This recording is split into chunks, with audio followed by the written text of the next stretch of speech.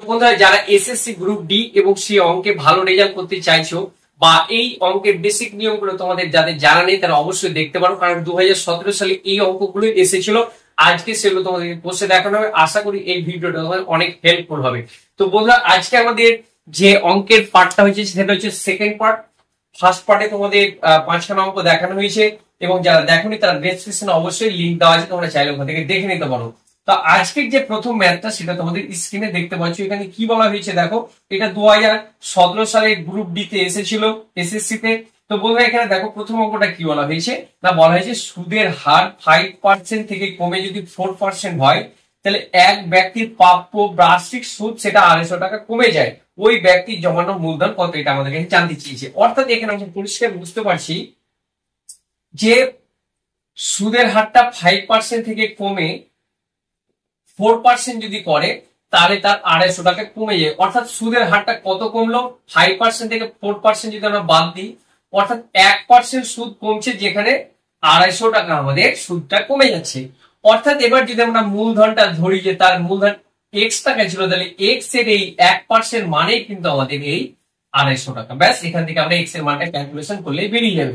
তাহলে এখানে যদি আমরা এই x টাকে রেখে দিই তাহলে এই ভগ্নাংশটা আমরা ডান দিকে পাঠিয়ে দিলে কি হয়ে যায়, ভগ্নাংশটা ডিগবাজি, অর্থাৎ উপরে চলে যাবে 100 আর নিচে চলে আসবে 1। অর্থাৎ এখানে আমরা উপরে উপরে গুণ করলে পেয়ে যাচ্ছি কত, 250 সাথে 100 গুণ করলে হয়ে যায় 25,000। অর্থাৎ তার মূলধনটা ছিল 25,000 টাকা, অর্থাৎ রাইট অ্যান্সার হয়ে যাবে 25,000। এরপরে দেখো যে সেকেন্ড অঙ্কটা তোমাদের 2017 সালে এসএসসি তে এসেছিল। দেখো দেখতে পাচ্ছ সেকেন্ড অঙ্কটা তোমাদের স্ক্রিনে আমি নিয়ে নিয়েছি এবং এখান থেকে আমাদেরকে কি বলা হয়েছে না, এক্স এর মানটা বের করতে বলেছে।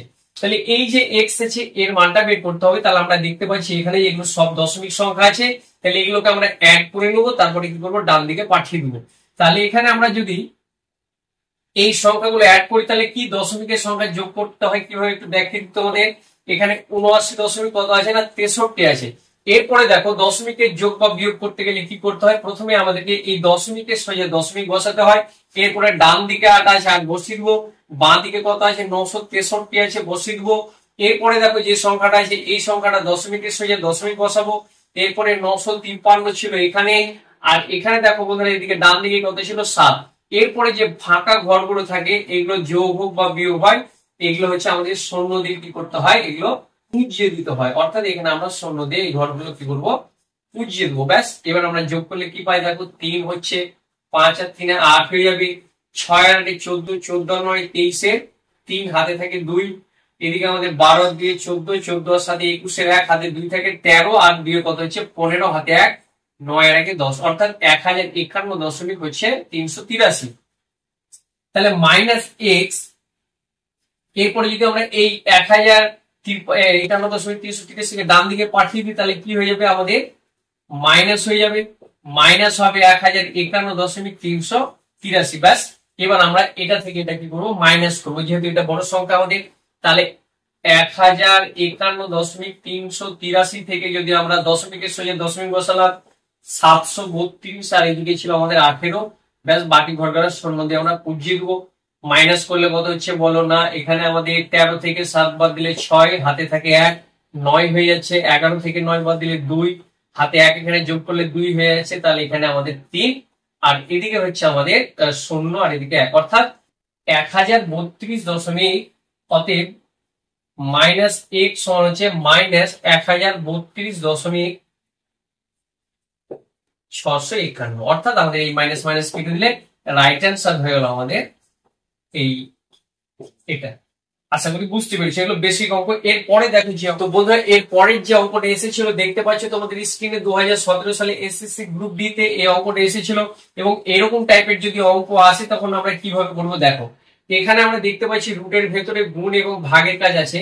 তো আমরা বদমাস নিয়ম অনুযায়ী কি জানি যে ভাগের কাজটা আগে। তাহলে এখানে আমরা যদি ভাগের কাজ করি তাহলে এখানে দেখতে পাচ্ছ আমরা যে ভাজক আছে, অর্থাৎ আমাদের এই 0.09 দিয়ে আমরা 90 কে ভাগ করতে পারবো না। তাহলে এখানে আমাদেরকে কি করতে হবে, এই 9 কে দশমিক মুক্ত করতে হবে। দশমিক মুক্ত করতে গেলে 1 2 ঘর, অর্থাৎ 2 ঘর সংখ্যা যদি আমরা হটাতে পারি তাহলে দশমিকটা আমরা ডান দিকে লিখতে পারি, চাইলে না লিখতে পারি। অর্থাৎ এখানে 1 2 ঘর মানে এখানে আমরা 9 এখানে দশমিক উঠিয়ে দিলাম। ঠিক এখানে আমাদেরকে কি 2 ঘর দশমিকটাকে হটাতে হবে, অর্থাৎ আমাদের দশমিকটা ডান দিকে থাকে, যদি আমরা 2 ঘর হটাই তাহলে দুটো শূন্য নিলেই বন্ধুরা এখানে হয়ে যাবে।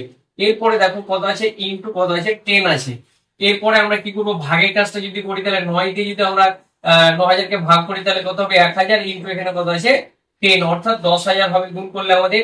আর আমরা জানি 10,000 এর বর্গমূল হচ্ছে 100, অর্থাৎ রাইট অ্যান্সার হয়ে যাবে আমাদের এখানে 100। এই অঙ্কটা আরেকটা পদ্ধতিতে করা যায়, চাইলে তোমরা এখানে ভগ্নাংশ করে দশমিকের পরিবর্তে 1 এবং জয়টের সংখ্যা যেটা 0 নিয়েও তোমরা করতে পারো চাইলে। তোমরা দেখতে পাচ্ছ এরপরে যে এসএসসি গ্রুপ ডি 2017 সালে যে অঙ্কটা এসেছিল, এখানে কি বলা হয়েছে দেখো, যে 2 থেকে 12 পর্যন্ত মৌলিক সংখ্যাগুলির যোগফল কত। তো বন্ধুরা, আমরা মৌলিক সংখ্যা বলতে কি বুঝি? মৌলিক সংখ্যা বলতে যে সংখ্যাটিকে নামতা করে ভাঙা যায় না। অর্থাৎ যেমন এখানে আমরা 2 কে যদি নামতা করে ভাঙি তাহলে এখানে ভাঙতে পারবো না, কিন্তু 4 কে আমরা ভাঙতে পারবো 2 দুগুণে 4।